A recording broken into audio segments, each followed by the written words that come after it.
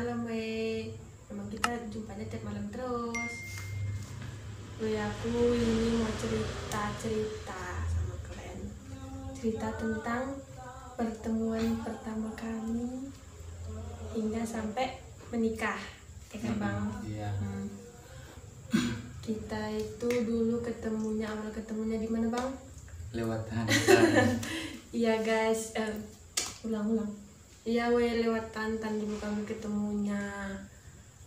Mungkin kalian pada nggak percaya kan, kami ini ketemu dari Tantan terus jodoh sampai akhirnya menikah kayak sekarang. Awalnya malu sih kadang kalau ditanya orang, kadang kenalnya dari mana? Dari Tantan. Aku kalau ada orang nanya kenal dari mana? Dari kawan, dikenalin sama kawan kayak gitu. Kalau ditanya malu kan kalau dibilangnya kenal dari Tantan. Soalnya malu juga, masa kenal lewat aplikasi gitu kan. Tapi emang terbukti kok kalau aplikasi itu ada juga yang bisa menemukan jodohnya. Mungkin banyak juga dari teman-teman yang ketemu dari ya. Tantan juga. Iya. Awalnya itu kan aku udah setahun itu jomblo. Kalau yang samping kan nggak tahu lah ya. Aku udah setahun jomblo kan, aku jenuh ya kan. Jadi aku pas itu aku sama satu kosku ada namanya Kak Sukma. Hai Kak Sukma. kami download lah Tantan ya kan. Terus aku ketemu lah sama ini suamiku. Awal-awalnya aku nggak mau balasin chatnya dia kan, karena kayak nggak suka gitu. Sok-sok kenal gitu kan. Suka gue gitu lah. Terus kan lama-lama ya aku respon lah ya kan, karena nggak ada yang ngechat aku nggak laku.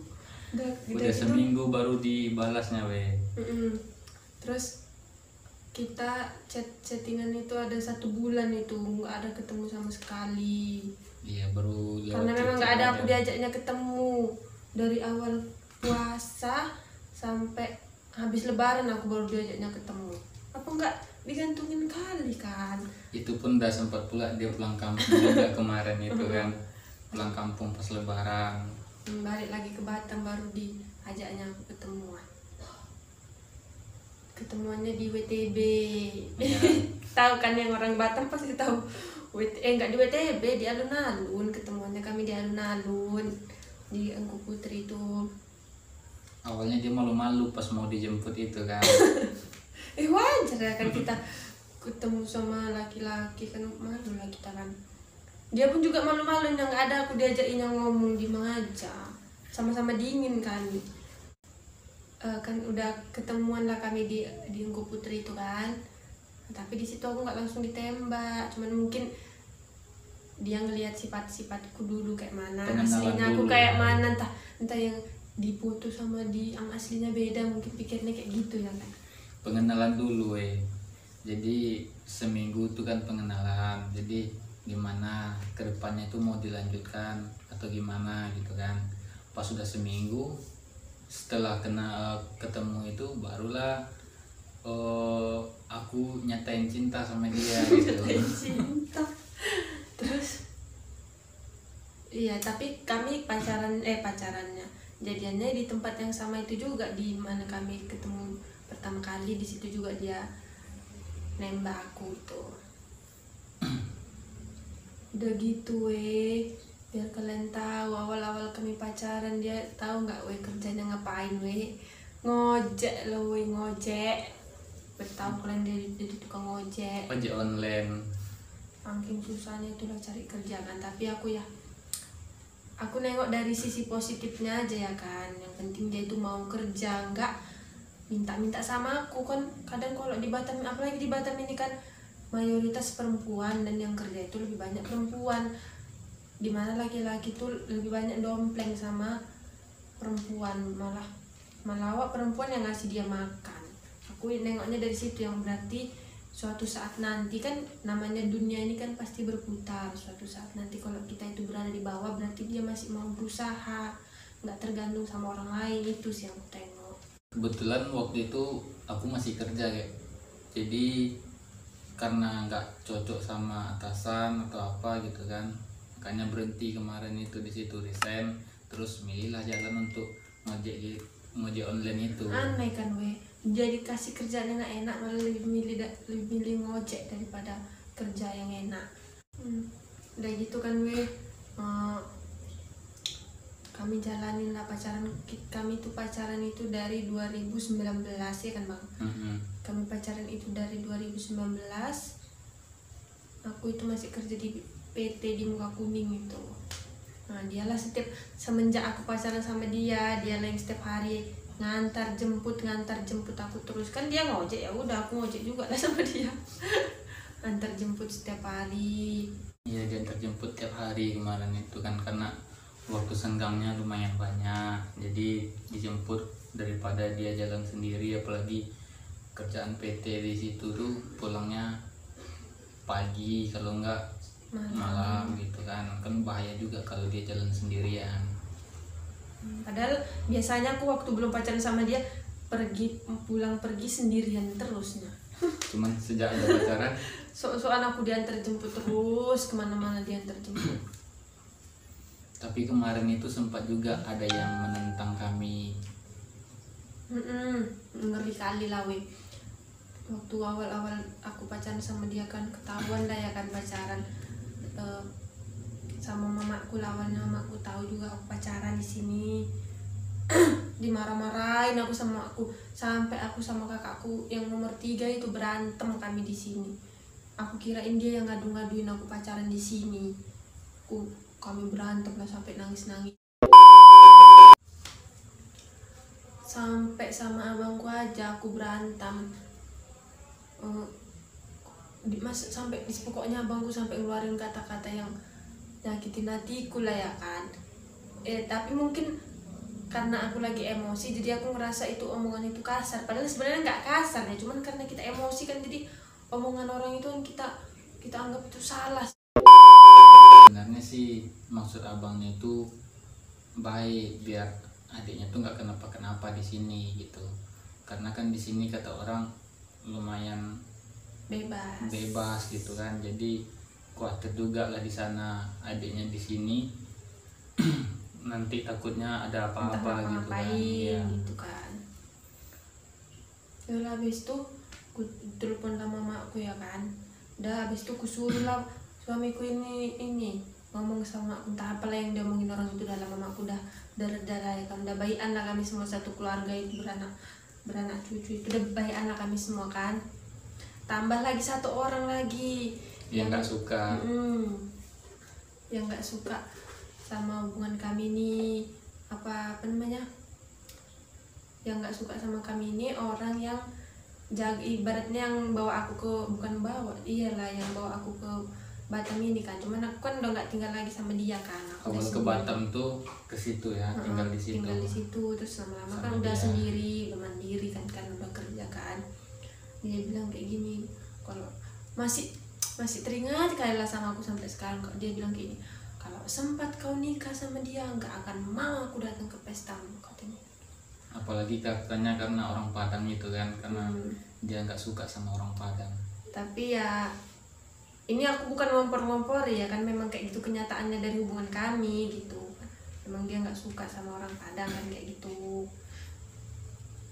Ya udah terus lama kelamaan ya aku diamin aja, aku yain aja kan. Kami sembunyi-sembunyi itu. Kami sembunyi-sembunyi dari dia. Padahal kami udah dewasa kan, dia udah dewasa, aku udah dewasa kan, semua udah sama-sama dewasa kan. Jadi ngapain harus sembunyi-sembunyi kan kayak gitu kan. Karena dia tuh ngelarang-larang di sini gitu kan. Dia kasih laporannya tuh nggak sesuai sama keadaan gitu, dijelek-jeleinnya. Kalau aku semakin dilarang semakin kulakukan itu. Kalau kita ngomongnya baik-baik kayak gitu kan, ya udah kita lama-lama kan dulu kan. Ini enggak, kalau semakin dilarang kayak gitu ya udah semakin kujadikan semakin pacaran aku. Udah habis itu kan 2000 kami itu ngerencana ini nikah itu 2020 akhir ya, 2020 akhir. Kami nggak punya tabungan sama sekali. Aku udah habis kontrak, dia baru dapat kerja lah di situ. awal-awal baru masuk corona ya, Mm-mm. baru dapat kerja.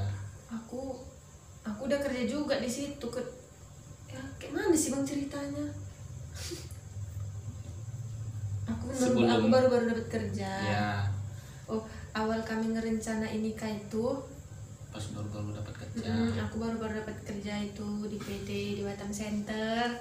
Nah, suamiku juga udah kerja juga, tapi kami nggak punya tabungan sama sekali. Akibat kami kemarin itu nggak ada niat untuk nikah. Aku niatnya untuk nikah itu gara-gara apa coba? Masuk malam tiap hari, aku capek kali loh pokoknya setiap mau berangkat itu masuk jam 11 malam kan, pulang jam 7 pagi. Ayolah nikah, udah capek kali aku, itu terus lah aku bilang, itulah terus aku bilang. Awalnya mintanya pas bulan 1 kan, Bulan 12 bulan 12 tahun kemarin itu. Cuman kalau mepet kayak gitu gimana lah ya kan, jadi diundur lah, awalnya diundur ke bulan 4 ya, pas ulang tahunnya. Rupanya diundur bulan 4 ada masalah dikit, ada masalah karena nggak bisa cuti pas bulan 4 itu. Ya udah dimajuin jadi bulan 3. Dimajuin lah bulan 3, jadi bulan 3 tahun ini kami nikahnya gitu. Sekarang baru bulan 5, udah 1,5 bulanan lah. Baru seumur jagung lah pernikahan kami, masih kalah lah sama kalian. Udah gitu kalian tahu, waktu aku kan belum pernah kan, dari sejak aku pacaran cinta monyet itu kan, sampai aku pacaran sama yang mantanku laki gitu, sama suamiku ini, aku belum pernah. Biasa kan kita kalau pacaran itu mau kan kadang dibawa ke rumahnya calon mertua lah, cek-ceknya kayak gitu kan. Sejarahnya aku nggak pernah diajak ke rumahnya calon mertua. Pokoknya nggak pernah lah aku diajak ke rumahnya pacarku, soalnya aku pacaran sama perantau terus kan, jadi nggak ada tempat ini, nggak ada rumah mertua ya di kampung gitu kan. Itulah yang pas pernikahan, itulah pertama kali aku ke rumah mertua aku, itu nggak tahu aku apa yang mau aku lakuin, itu nggak tahu, sampai aku teleponin mamaku, "Ma, aku mau ngapain lah di sini, Ma, aku nggak tahu loh, Ma." Iya, pokoknya aku ini bingung lah, kayak apa ya. Di rumah mertua aku itu aku bingung mau ngapain. Aku memang orangnya itu nggak pandai kayak ngambil hati gitu, nggak pandai, karena aku lebih suka diam. Memang tipe orangnya lebih suka mendengar daripada berbicara. Nah, karena kalau kita kebanyakan ngomong takutnya salah. Nah, omongan kita itu takutnya nggak cocok di perasaan orang. Kalau aku mikirnya sih kayak gitu. Kadang kan ada juga orang yang pandai ngambil hatinya orang kayak gitu. Kalau aku nggak pandai, aku lebih suka diam apa adanya gitu ya. Kayak gini lah aku, kayak gitu kan. Nah, untung mertua aku baik. Kalau mertua aku